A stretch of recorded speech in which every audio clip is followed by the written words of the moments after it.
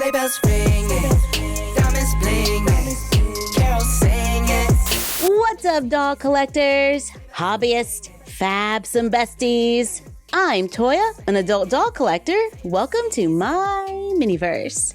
We are in our Barbie closet today because we're checking out a few fashion dolls, since some of us might have gift giving on the brain.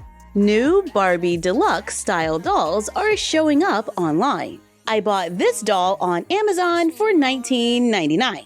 Everything is very pink, very Barbie. The box is a triangular shape with a large window on the front, the side, it says Barbie, and on the back, we can see the dolls in this lineup. On Amazon, these dolls are numbered. This is doll 1, doll 2, which I wasn't able to get, doll 3, and doll 4. Everyone is dressed pretty much in some shade of pink, and we have 2 dolls with natural hair colors and 2 with pink. Here is doll number 1 with pink hair. Let's take her out of the box for a closer look. This doll comes with pink hair. It has a little wave to it. With my doll, there is some shedding, and it feels kinda, I don't know. I can see a reroute in her future. She comes wearing a white headband that looks like beads, matching earrings that were not designed to be removed.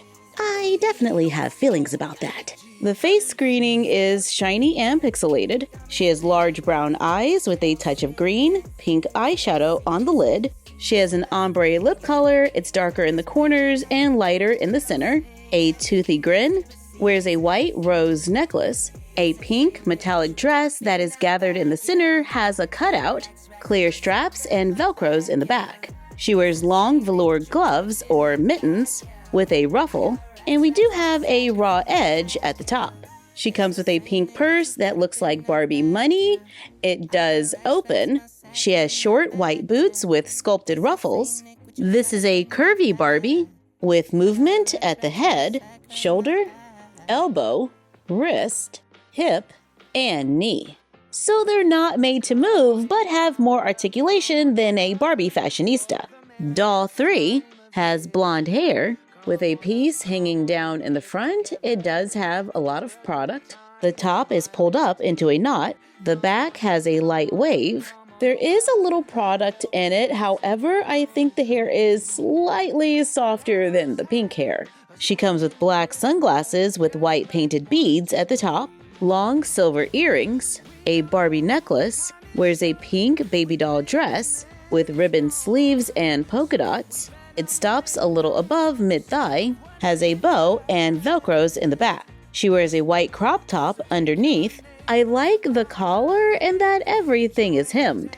She also comes with pink and silver fishnet stockings. They stop at the ankle, and she has a pair of decorative pink shoes. And this doll has a small pink heart-shaped purse. This doll is shiny and pixelated with blue eyes looking to the side, pink eyeshadow, and a pink lip color. And it looks like we have a little product residue still on her face, making her look teary-eyed. Which I totally understand because that was me watching Wicked.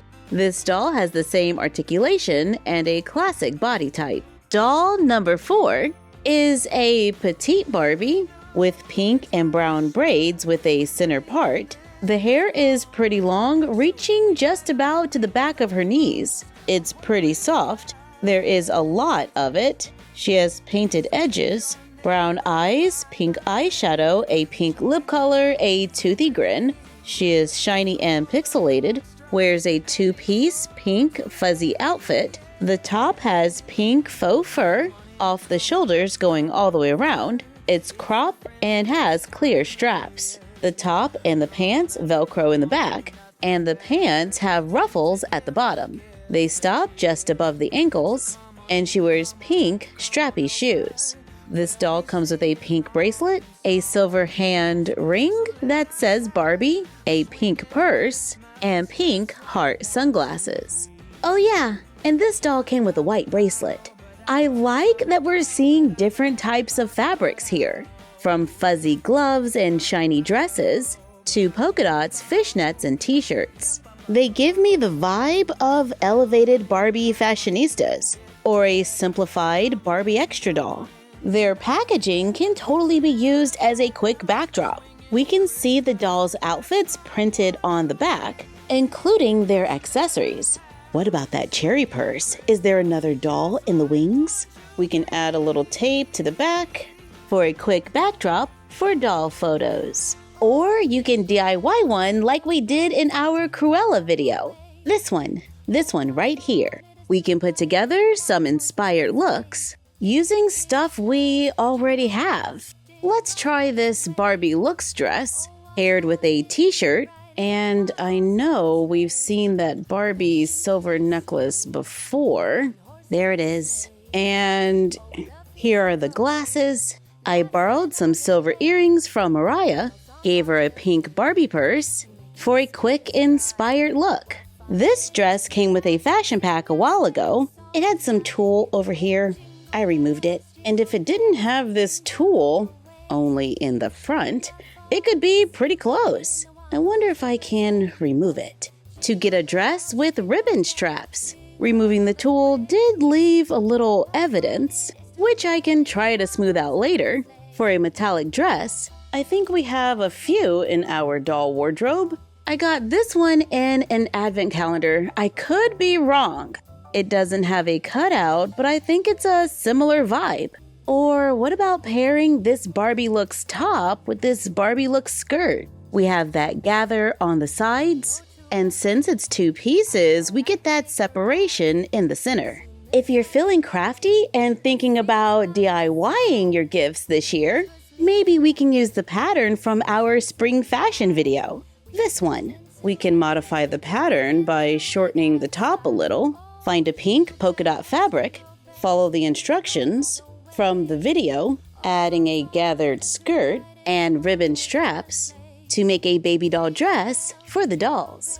With one fat quarter priced around, $1.50, $1.99, you can get multiple dresses. If you can't get to a fabric store, but have a few scrunchies lying around, let's open one up, cut two pieces, about the length of your doll's legs. I cut two pieces at 7 inches. Fold them in half so the good side is on the inside.